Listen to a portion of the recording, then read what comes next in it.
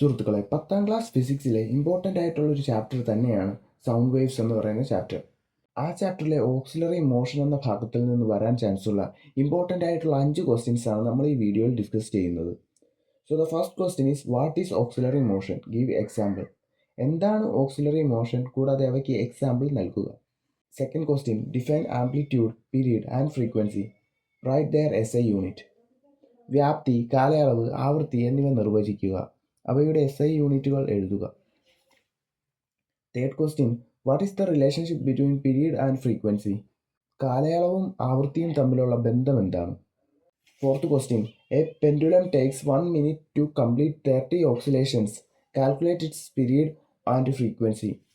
30 ഓക്സിലേഷനുകൾ പൂർത്തിയാക്കാൻ ഒരു pendulum 1 minute എടുക്കുമെങ്കിൽ അതിൻ്റെ കാലയളവും ആവൃത്തിയും കണക്കാക്കുക.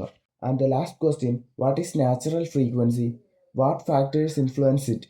സ്വാഭാവിക ആവൃത്തി എന്താണ്, എന്ത് ഘടകങ്ങളാണ് ഇതിനെ സ്വാധീനിക്കുന്നത്. അപ്പോൾ ഈ ക്വസ്റ്റ്യൻ്റെ ആൻസർ നിങ്ങൾക്ക് വേണമെന്നുണ്ടെങ്കിൽ educrave.in എന്ന് പറയുന്ന സൈറ്റ് സന്ദർശിക്കാവുന്നതാണ്.